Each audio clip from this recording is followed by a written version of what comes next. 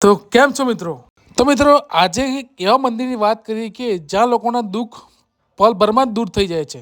બનાસકાંઠાના વડગામ તાલુકાના ચંગવાડા ગામે આવેલ વટીલા હનુમાન મંદિરની. તો મિત્રો અહીંયા જે ભક્તરાજ છે તે નાનપણથી માંડીને લગાતાર 24 વર્ષ સુધી દાદાની ભક્તિ કરેલી અને સાળંગપુર કષ્ટભંજન દેવ હનુમાનજી પાસે ભક્તિ કરતા કરતા માંગણી કરી કે તું જો મારા તેઓ પધારતો હોય તો મારે અહીંયા ચાલીને આવવું ના પડે. ઘણી વખત એમને ચાલીને જવું પડતું, ઈચ્છા થાય ત્યારે ગમે ત્યારે નીકળી જતા અને ત્યારે ભક્તરાજે એમની ભાવના દાદાને વ્યક્ત કરી કે અને દાદાએ એમના દિલની ઈચ્છા મંજૂર કરી કે તારા ત્યાં પધારીશું. કષ્ટભંજન દેવ દાદાને જોત સ્વરૂપે લાવવામાં નથી આવ્યા, તે ખુદ અહીંયા પ્રગટ થયા છે અને મિત્રો અહીંયા સ્વયં કષ્ટભંજન દેવ બિરાજમાન છે.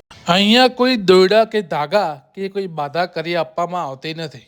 અહીંયા પવિત્રતા એવી જાળવવામાં આવે છે કે અહીંયા કોઈ વ્યસન કે મોઢામાં સોપારી પણ હોય તો પણ અહીંયા દાદા તેને રોકે છે અને એને અંદર દર્શન કરવાની મંજૂરી મળતી નથી.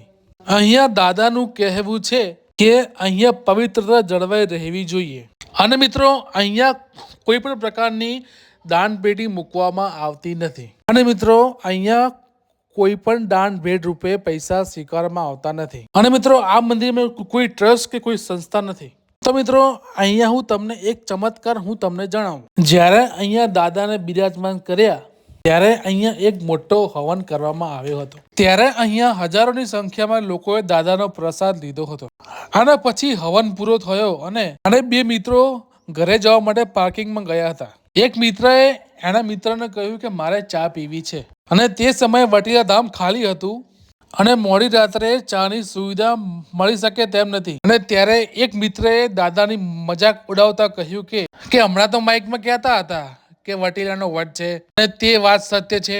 જો એવો વટવાળો હોય તો એનો વટ બતાવે અને અમને ચા આપે. એમ કહેતા કહેતા બંને મિત્રો બાઇકથી થોડા દૂર ગયા હશે અને હમણાં બાઇક જોડે પાછા આવ્યા અને તેમના બાઇક ઉપર વરાળ ઉડતી ગરમ ચા પડી હતી અને તે સમયે પાર્કિંગમાં આજુબાજુ કોઈ નહોતું અને આ જોઈ બંને મિત્રો ડરી ગયા અને ચા ને દાદાનો પ્રસાદ સમજી પી ગયા અને સવારે દાદાને માફી માંગવા મંદિરમાં આવ્યા. તો મિત્રો આવા અનેક પરચાઓ દાદાએ આપ્યા છે. જે કોઈ પણ અહીંયા પોતાની મનોકામના લઈને આવે તેની મનોકામના અહીંયા પૂર્ણ થાય છે અને હજારોની સંખ્યામાં દર શનિવારે અહીંયા ભક્તોની ભીડ ઉમટી પડે છે અને હજારો યુવાનોનું વ્યસનો આ ધામ થકી દૂર થયા છે. તો મિત્રો જેવો લાગ્યો આજનો વ્લોગ તો લાઈક કરજો, ફોલો કરજો. જય માતાજી.